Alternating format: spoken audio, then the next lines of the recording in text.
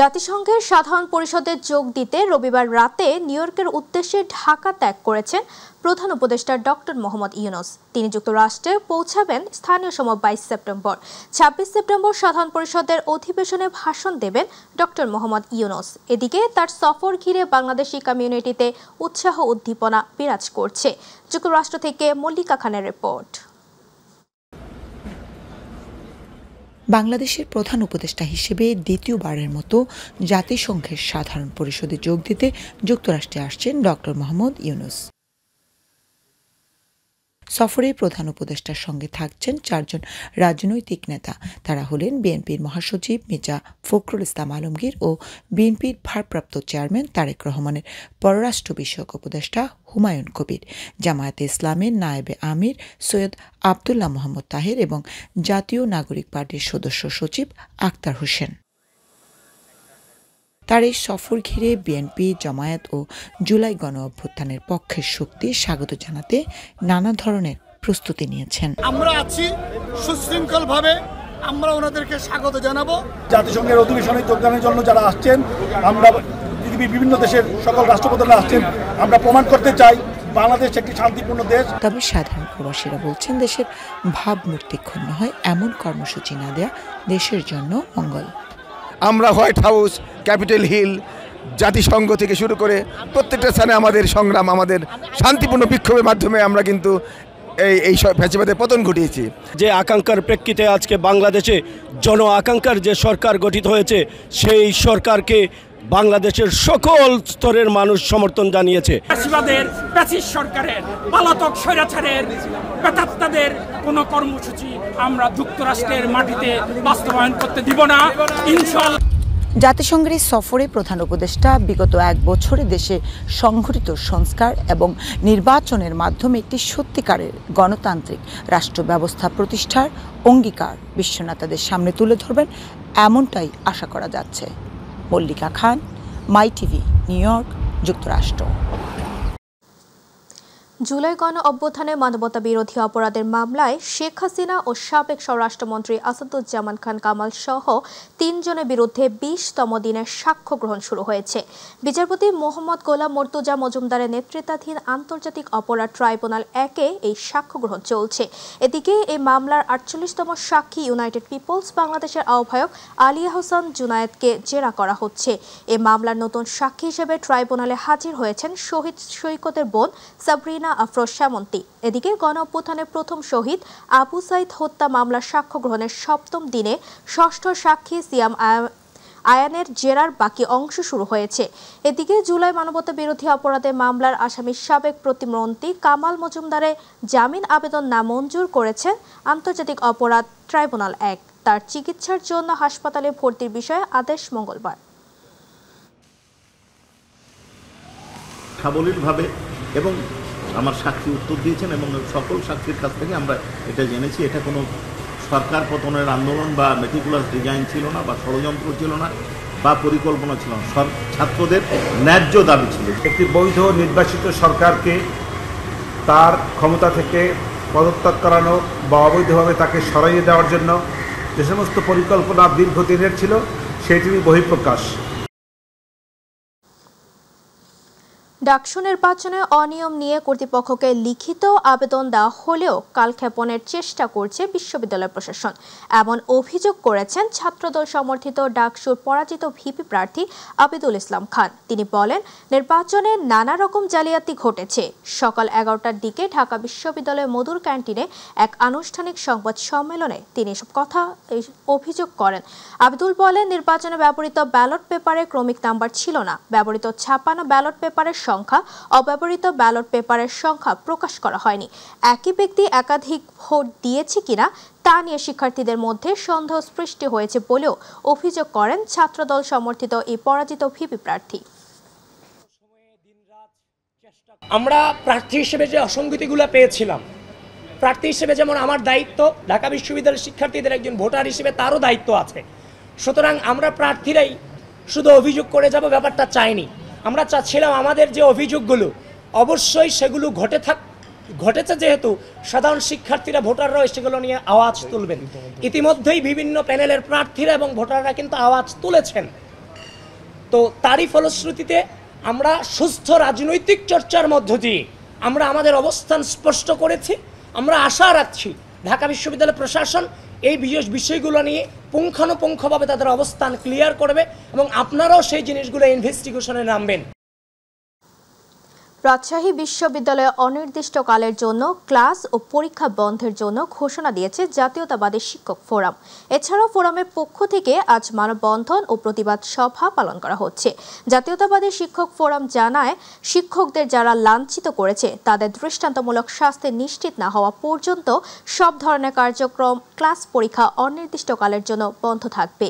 এর আগে পোষ্য কোটা স্থগিত রাখার সিদ্ধান্ত সিন্ডিকেটে বহাল রাখার প্রতিবাদে বিশ্ববিদ্যালয় কর্মকর্তা সমিতি কমপ্লিট শাটডাউনের ঘোষণা দেয়। এদিকে উদ্ভূত পরিস্থিতিতে দুর্গাপূজার পর সুষ্ঠু পরিবেশ নিশ্চিত করে রাকসু নির্বাচন আয়োজনের দাবি জানিয়েছে ছাত্রদল সহ 6টি প্যানেল।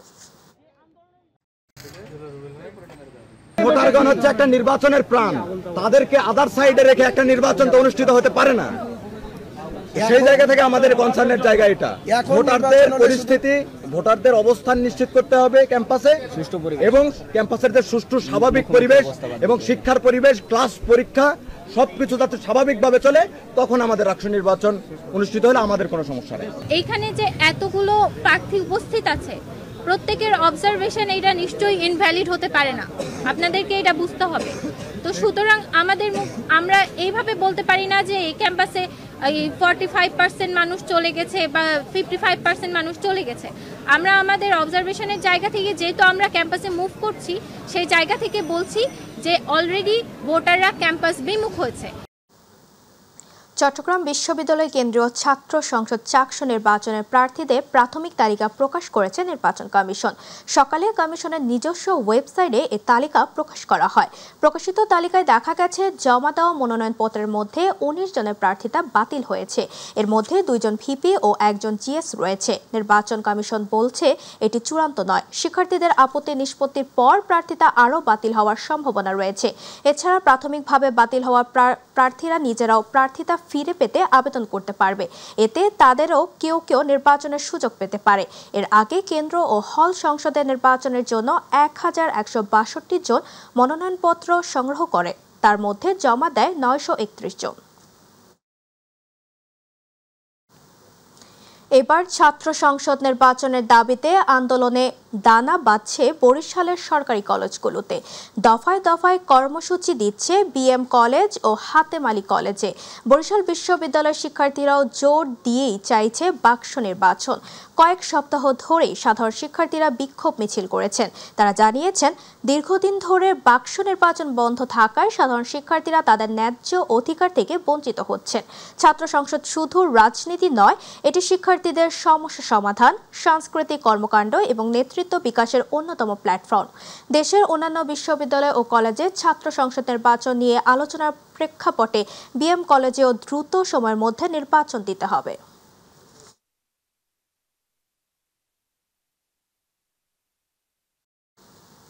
দর্শক, এই মুহূর্তে বরিশাল বিএম কলেজে আছেন সহকর্মী পারভেজ রাসেল, যুক্ত হচ্ছি তার সাথে। পারভেজ, বরিশালের সরকারি কলেজগুলোতে ছাত্র সংসদ নির্বাচন নিয়ে আন্দোলন দানা বাঁধতে শুরু করেছে, তো শিক্ষার্থীরা কি বলছেন আমাদের জানাবেন।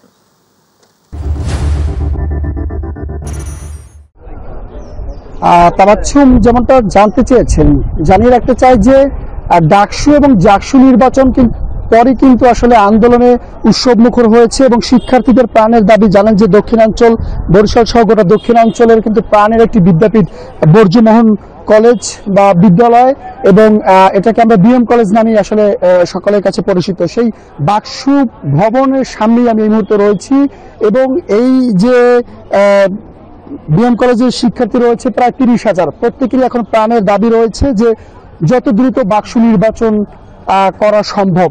তারা চাচ্ছে যে একটি সুষ্ঠু সুন্দর নির্বাচনের মধ্য দিয়ে যাতে আগামী দিনের একটি শিক্ষার সুষ্ঠু পরিবেশ ফিরে আসে এবং দেশের প্রকৃত নেতৃত্ব যারা দিবে তারা যেন আসলে বের হতে পারে।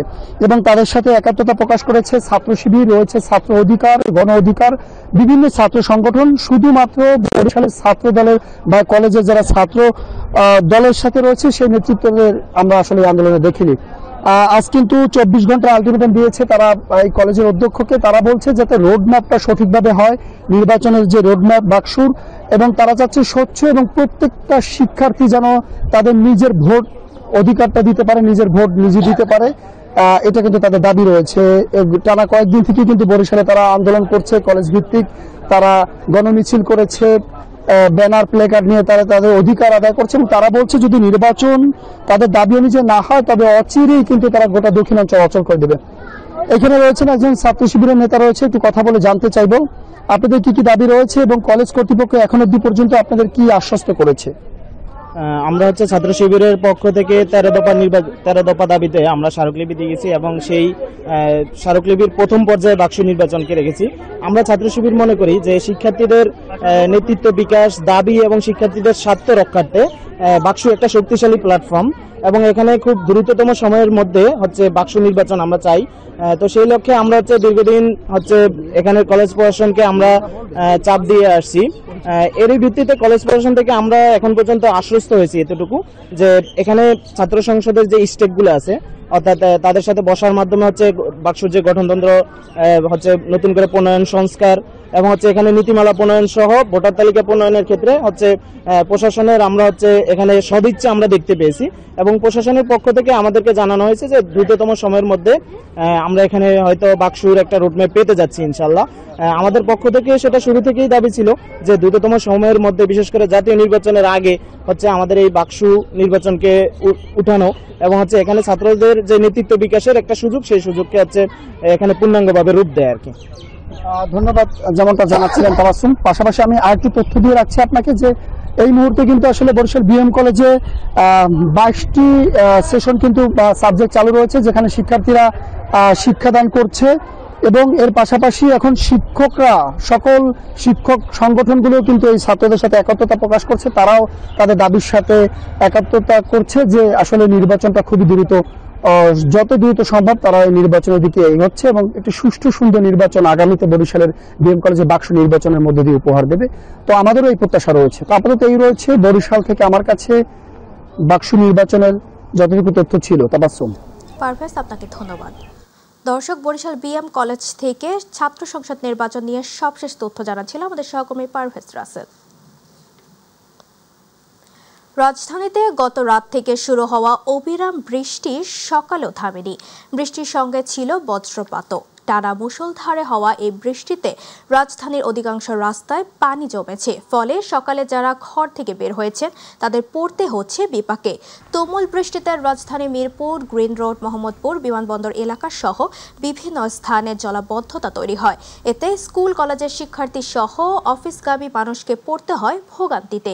আবহাওয়া অধিদপ্তর জানিয়েছে রোববার রাত 12টা থেকে সোমবার সকাল 6টা পর্যন্ত 34 মিলিমিটার বৃষ্টি হয়েছে রাজধানীতে। আবহাওয়ার পূর্বাভাসে বলা হয় ঢাকা ও এর পার্শ্ববর্তী এলাকায় আজ আকাশ মেঘলা থাকবে। সারাদিন থেমে থেমে বৃষ্টি ও বজ্রসহ বৃষ্টি হতে পারে।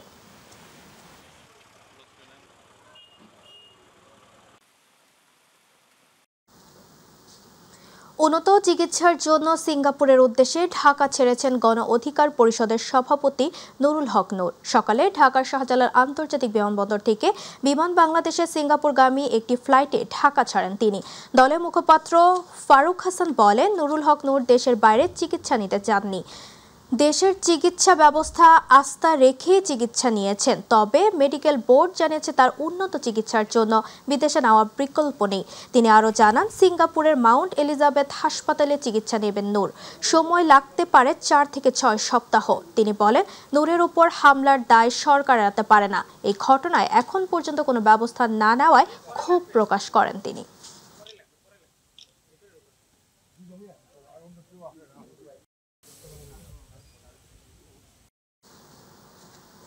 স্বরাষ্ট্র উপদেষ্টা লেফটেন্যান্ট জেনারেল অবসরপ্রাপ্ত মোহাম্মদ জাহাঙ্গীর আলম চৌধুরী বলেছেন, এবার উৎসবমুখর পরিবেশ ও ধর্মীয় গাম্ভীর্যের মধ্য দিয়ে দুর্গাপূজা অনুষ্ঠিত হবে। নিরাপত্তা নিয়ে কোনো শঙ্কা নেই। এটা ধর্মীয় অনুষ্ঠান, এটার পবিত্রতাও রক্ষা করতে হবে। সব ধর্মের লোকজন মিলে উৎসব করতে পারে সে ব্যবস্থা করা হয়েছে। সকালে নারায়ণগঞ্জের রামকৃষ্ণ মিশন আশ্রম পরিদর্শন শেষে তিনি এসব কথা বলেন। পরিদর্শন শেষে জেলা প্রশাসক সম্মেলন কক্ষে প্রশাসন ও আইনশৃঙ্খলা বাহিনীর সঙ্গে মতবিনিময় করেন স্বরাষ্ট্র ও কৃষি উপদেষ্টা।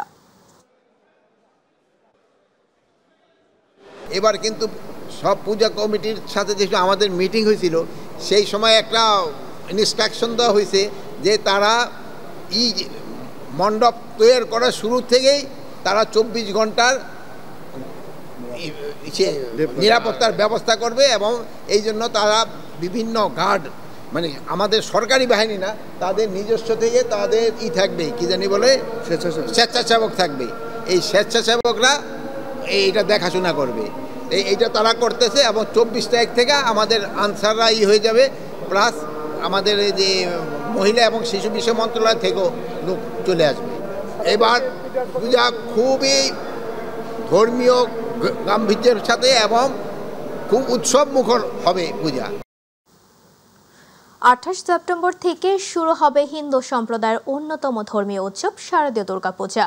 এখন চলছে প্রতিমা তৈরির কাজ। দিনরাত ব্যস্ত সময় পার করেছেন ময়মনসিংহের প্রতিমা শিল্পী এবং সাজসজ্জার কারিগররা। 10 ভুজা দেবী দুর্গাকে জীবন্ত রূপ দিতে নাওয়া খাওয়া ভুলে এখন দেওয়া হচ্ছে রং তুলির আঁচড় ও সাজসজ্জা। তবে দক্ষ কারিগর ও উপযুক্ত পারিশ্রমিক না থাকায় রয়েছে শ্রমিক সংকট। প্রতিনিধি সাইফুল ইসলামের রিপোর্ট, জানাচ্ছেন শামস তাবরিজ উচ্ছ্বাস। ময়মনসিংহ নগরীর 90টি পূজা মণ্ডপ সহ জেলায় 781টি পূজা মণ্ডপে প্রতিমা তৈরির কাজ চলছে পুরোদমে। চলছে শেষ মুহূর্তের রং ও তুলির কাজ। পুজোর দিন যতই ঘনিয়ে আসছে নাও খাওয়া তুলে ব্যস্ত সময় কাটাচ্ছেন প্রতিমা তৈরির কারিগররা। নিপুণ হাতের ছোঁয়ায় দেবীকে বাহারি সাজে সাজাতে ব্যস্ত শিল্পীরা। তবে দক্ষ কারিগর ও উপযুক্ত পারিশ্রমিক না থাকায় রয়েছে শ্রমিক সংকট। প্রতিমা তৈরির উপকরণের দাম বাড়লেও বাড়েনি মজুরি সহ প্রতিমার মূল্য। 18টা প্রতিমা বানাইতেছি, কাজ প্রায় শেষের দিকে। এখন তো রাত্রের দিনই কাজ করতেছি, চেষ্টা করতেছি ষষ্ঠী পূজার আগেই যাতে আমরা প্রতিমাগুলি দিতে পারি। দিনে রাইতে কাজ করতেছি, মাটির কাজ শেষ করে এখন রঙের কাম ধরছি। পরিশ্রমের তুলনায় আমরা ওইরকম পারিশ্রমিক পাই না। খেরের দাম, পরে বাঁশ, লাঠি, পরে সুতলি সব কিছু দ্বিগুণ দাম, রং দাম, মানে চুল টুল সব কোনো কিছুরই মানে কম নাই, মানে মূর্তির দাম আমাদের বাড়ে নাই। শান্তিপূর্ণ পরিবেশ বজায় রাখতে সার্বক্ষণিক স্বেচ্ছাসেবক দল নিয়োজিত থাকবে বলে জানান এই হিন্দু সম্প্রদায়ের নেতা। পুলিশ সুপার মহোদয় আমাদেরকে কথা দিয়েছেন, ইতিমধ্যে প্রত্যেক পূজা মণ্ডপেই তারা সাদা পোশাকের নজরদারি রাখছেন। আমাদের নিজস্ব স্বেচ্ছাসেবক আছে। পূজা মণ্ডপগুলোর নিরাপত্তায় আইন শৃঙ্খলা বাহিনীর 1800 কর্মী নিয়োজিত থাকার কথা জানিয়েছে পুলিশ সুপার। সহস্রাধিক পুলিশ সদস্য ময়মনসিংহের সমগ্র জেলায় তারা ডিপ্লয় হবে, পূজা মণ্ডপের নিরাপত্তার দায়িত্বে থাকবেন। পূজা উপলক্ষে এই পর্যন্ত এখন কোনো ধরনের থ্রেট নাই। আশা করি আমরা সুন্দর এবং সুশৃঙ্খলভাবে আমরা দুর্গাপূজাটা সম্পন্ন করতে পারব। স্থানীয় গণ্যমান্য ব্যক্তি ও রাজনৈতিক দলের নেতৃবৃন্দদের সাথে নিয়ে নিরাপত্তা কমিটি গঠন করা হয়েছে বলে জানান জেলা প্রশাসক। স্থানীয় গণ্যমান্য ব্যক্তিবর্গ এবং রাজনৈতিক দলের নেতৃবৃন্দকে সাথে নিয়ে আমরা সেখানে নিরাপত্তা কমিটি গঠন করেছি। প্রতিমা নির্মাণের স্থলে আমরা পর্যাপ্ত সিকিউরিটি এবং সিসিটিভি ক্যামেরার ব্যবস্থার জন্য আমরা ইতিমধ্যে নির্দেশনা দিয়েছি।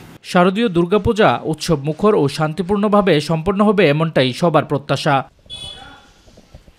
শামস তাবরিজ উচ্ছ্বাস, মাই টিভি নিউজ ডেস্ক। মাদারীপুরের কালকেনিতে শেখ লুৎফুর রহমান সেতুর লাইট দীর্ঘদিন ধরে অচল থাকায় চরম ভোগান্তিতে পড়েছেন স্থানীয়রা। স্থানীয়দের অভিযোগ, চরম অনিয়ম ও দুর্নীতির কারণে অল্প দিনের মধ্যে তা নষ্ট হয়ে সন্ধ্যার পর নেমে এসেছে অন্ধকার। এতে রাতের বেলায় মাদকদ্রব্য সেবন, চুরি, ছিনতাই সহ ঘটছে নানা দুর্ঘটনাও। কালকিনি ও ডাসার প্রতিনিধি মোহাম্মদ জিয়াউদ্দিন লিয়াকতের পাঠানো তথ্য ও চিত্রে বিস্তারিত মিফতা গালিবের রিপোর্টে। মাদারীপুরের কালকিনি উপজেলার খাসিরহাট জিসি সড়কের আরিয়াল খান নদের উপর 2018 সালে 84 কোটি 39 লক্ষ টাকা ব্যয়ে নির্মিত হয় 686 মিটার দীর্ঘ শেখ লুৎফুর রহমান সেতু। আলোকসজ্জার জন্য 76টি সোলার বাতি স্থাপন করায় দৃষ্টিনন্দন সেতুটিতে দূর দূরান্ত থেকে আসা দর্শনার্থীদের উপচে পড়া ভিড় লেগেই থাকে। দীর্ঘদিন ধরে সংস্কার না থাকা এবং বাজেট পরবর্তী সংস্কার কাজে চরম অনিয়ম ও দুর্নীতির দরুন নিম্নমানের লাইট স্থাপনে অল্প দিনের মধ্যেই তা নষ্ট হয়ে সন্ধ্যার পর নেমে আসে অন্ধকার, ফলে চরম ভোগান্তিতে স্থানীয়রা। অভিযোগ স্থানীয় ঠিকাদারি প্রতিষ্ঠানের উপর। এখানে অনেক দূর দূরান্ত থেকে লোক আসে, দেখা যাচ্ছে যে সন্ধ্যার পরে এখানে যে লাইটগুলি আছে এগুলো মাঝে মাঝে দেখা যায় অনেক লাইট জ্বলে না। এখানে যারা লাইট লাগাইছে আপনার এখানে দুর্নীতির একটা আভাস এরকম আমরা শুনছি যে এখানে দুর্নীতি হয়েছে লাইটের ব্যাপারে। যে লাইট দেওয়ার কথা ছিল সেই লাইট দেওয়া হয় না। রাত নেমে এলেই চলে মাদকদ্রব্য সেবন, চুরি, ছিনতাই সহ নানা অপকর্ম, দুর্ঘটনার শিকার পথচারীরা। ঘটেছে ইত্তেজিং নারী হেনস্থার মতো ঘটনাও। আমরা তো ঘুরতে আসছিলাম খাসাট ব্রিজে ফ্যামিলি নিয়ে, এখন এই বাতি না থাকার কারণে সমস্যা, এত রিক্সের ভিতরে থাকা কি সম্ভব? তাড়াতাড়ি চলে যেতে। বাতি না থাকার কারণে সন্ধ্যার পর দেখা যায় কিছু কিছু বখাটে ছেলে পেলে এখানে মোবাইল ছিনতাই, তারপর বিভিন্ন ধরনের দুর্ঘটনা ঘটে। তদন্ত সাপেক্ষে অনিয়ম এবং দোষীদের বিরুদ্ধে আইনানুগ ব্যবস্থা নেওয়া হবে বলে আশ্বাস উপজেলা প্রশাসনের। এই বিষয়ে যদি কোনো অনিয়ম থেকে থাকে তাহলে আমরা তদন্তপূর্বক প্রয়োজনীয় ব্যবস্থা গ্রহণ করব। সেতু সংস্কার কাজে অনিয়ম ও দুর্নীতির বিরুদ্ধে প্রয়োজনীয় ব্যবস্থা গ্রহণের পাশাপাশি বৈদ্যুতিক লাইট পুনঃস্থাপন করে জনসাধারণের দুর্ভোগ লাঘবে যথাযথ পদক্ষেপ গ্রহণের দাবি সচেতন মহলের। মিফতাক আলী, মাই টিভি, ঢাকা। পাঁচসাগরের জেলা বলা হয় দিনাজপুরকে, এর মধ্যে অন্যতম হল মাতাসাগর। একটি বিশাল জলাধার, তার সৌন্দর্য, প্রাকৃতিক পরিবেশ এবং ইতিহাসে অনন্য। পাহাড়ের মাঝে বিস্তৃত এই জলরাশি ছোট্ট টিলা ও সবুজ পারিপার্শ্বিকতায় ঘেরা দর্শকদের মন মুগ্ধ করে। কিন্তু এত সম্ভাবনার জায়গা কেন পর্যটন মানচিত্রে অনুপস্থিত? প্রতিনিধি মুকুল চট্টোপাধ্যায়ের তথ্যচিত্রে আরও জানাচ্ছেন আতিকুর রহমান তিতাস। মাতাসাগরের ইতিহাস প্রাচীন ও হৃদয়স্পর্শী। রাজা সুখদেবের মৃত্যুর পর তার দ্বিতীয় স্ত্রীর একমাত্র পুত্র প্রাণনাথ সিংহাসনে বসেন। ১৬৭৭ থেকে ১৬৮২ সালের মধ্যে মাত্র ৫ বছরের ব্যবধানে দুই ভাইয়ের মৃত্যুর পর রাজ্য পরিচালনার ভার পড়ে প্রাণনাথের উপর। ৪০ বছর রাজত্ব করে তিনি রাজবংশের শ্রেষ্ঠ নৃপতি হন। তার মায়ের শোক দূর করতে তিনি রাজবুটির দক্ষিণ প্রান্তে একটি দিঘি খনন করেন, যা পরবর্তীতে মাতাসাগর নামে পরিচিতি পায়। এই জলাধারের পূর্ব পারে স্থাপন করা হয় মা মনসার ঘট, যা দিনাজপুর রাজবাড়ির কাছে অবস্থিত। মাতাসাগরের দৈর্ঘ্য উত্তর দক্ষিণে প্রায় ৫০০ মিটার, প্রস্থ ১৭০ মিটার এবং আয়তন প্রায় ৪৬ একর। পাড়ের উচ্চতা ২৫ ফুট। এটি একটি মানবসৃষ্ট জলাধার, যা তার বিশালতা ও সৌন্দর্যের স্থানীয়দের কাছে পাহাড়ের মতো মনে হয়। সকালে বা সন্ধ্যায় এখানে সূর্যোদয় সূর্যাস্তের সময় জলরাশির আলো ছায়া এবং পরিযাজী পাখির দল বেঁধে উড়ান দর্শকদের মুগ্ধ করে। শহরের কাছাকাছি অবস্থান থাকায় ছুটির দিনে দর্শনার্থীদের সমাগমও হয় উল্লেখযোগ্য। যদি এখানে কোনো রকমের রাইড হইতো তাহলে খুব ভালো হতো। যেমন সাগরে অনেকেই যায়, ওখানে রেস্টুরেন্টও আছে, যেমন এখানেও যদি হইতো তাহলে একটু ভালো হইতো। এলাকাবাসীর আশপাশের লোকজনগুলো অনেক কর্মপ্রতিষ্ঠান হবে, পর্যটন আসলে লোকজন আসলে তাদেরও একটু আয় রুজির ব্যবস্থা হবে। সরকারিভাবে কোনো যদি সহায়তা থাকে তাহলে করে দিতে পারলে হয়তো আমাদের এলাকাটা একটু উন্নত হবে, জায়গাটা একটু ভালো পরিবেশ পাবে। তবে পর্যটন ও অবকাঠামোগত উন্নয়ন এখনও কম। সচেতন মহল বলছেন, মাতাসাগর যদি যথাযথভাবে সংস্কার করা হয় তবে এটি উত্তর বাংলার একটি প্রধান পর্যটন কেন্দ্র হিসেবে পরিচিত হতে পারবে। সরকার অনতিবিলম্বে জায়গাটি শিল্পাকারে আকর্ষণীয় করে গড়ে তুলুক এবং তাতে দিনাজপুরের ঐতিহ্য মনে করি যে আরও দীর্ঘস্থায়ী হবে এবং ইতিহাসকে সুরক্ষিত করবে। মাতাসাগর শুধু জলাধার নয়, এটি ইতিহাসের ছোঁয়া, প্রকৃতির হাসি এবং মানুষের আবেগের মিলনস্থল। নিরাপত্তা নিশ্চিত করা, বৃক্ষরোপণ ও পরিচ্ছন্নতা বজায় রাখা, পর্যটন অবকাঠামো গড়ে তোলা, এসব উদ্যোগ মাতাসাগরকে নব্যরূপে জীবন্ত করে তুলতে পারে। আতিকুর রহমান তিতাস, মাই টিভি। পিআর পদ্ধতি ইসরায়েলি উল্লেখ করে বিএনপির vice chairman doctor Asaduzzaman Ripon বলেছেন, ইহুদি পদ্ধতি বাংলাদেশে চলবে না। আর বিএনপি সিনিয়র যুগ্ম মহাসচিব রুহুল কবির রিজভী আহমেদ বলেছেন, ছাত্রদলের সাথে সম্পৃক্ততার অভিযোগে অনেক যোগ্যদের প্রশাসনের বিভিন্ন জায়গা থেকে সরে দেওয়া হচ্ছে। রাজধানীতে আলাদা অনুষ্ঠানে বিএনপি নেতারা এসব কথা বলেন। ইউসুফ আলীর রিপোর্ট। জাতিসংঘের সদর দপ্তরের সামনে আওয়ামী লীগের নেতাকর্মীদের বিশৃঙ্খলার প্রতিবাদে জাতীয় প্রেস ক্লাবের সামনে এ সমাবেশের আয়োজন। অনুষ্ঠানে বিএনপির vice chairman doctor Asaduzzaman Ripon বলেন, ভারতের প্রেসক্রিপশন অনুযায়ী আওয়ামী লীগকে নির্বাচনে অংশগ্রহণ করাতে নানা ষড়যন্ত্র চলছে। লন্ডনে পিয়ার আছে নাকি? নাই। যুক্তরাষ্ট্রে আছে? নাই। পিয়ার একটা দেশে আছে, সেটা কোথায় জানেন? ইসরায়েলে, ইহুদি দেশে। এই ইহুদিরা পিয়ার সিস্টেমের নামে নেতানিয়াহুর সরকার ইসরায়েলে গাজায় মানুষকে হত্যা করছে। ইসরায়েলিরা ও ইহুদিদের পছন্দের পিয়ার বাংলাদেশের মানুষ মেনে নেবে না। অপর অনুষ্ঠানে বিএনপি চেয়ারপারসনের উপদেষ্টা জয়নুল আবদিন ফারুক বলেন, সংবিধান সংশোধন না করে মন গড়া পদ্ধতিতে যারা নির্বাচন করতে চায় তারা গণতন্ত্রের পক্ষের শক্তি হতে পারে না। যদি গণতন্ত্রের পক্ষের লোক হয়ে থাকেন, কেন প্রফেসর মোহাম্মদ ইউনূসকে আজকে শঙ্কার মধ্যে পাঠাচ্ছেন?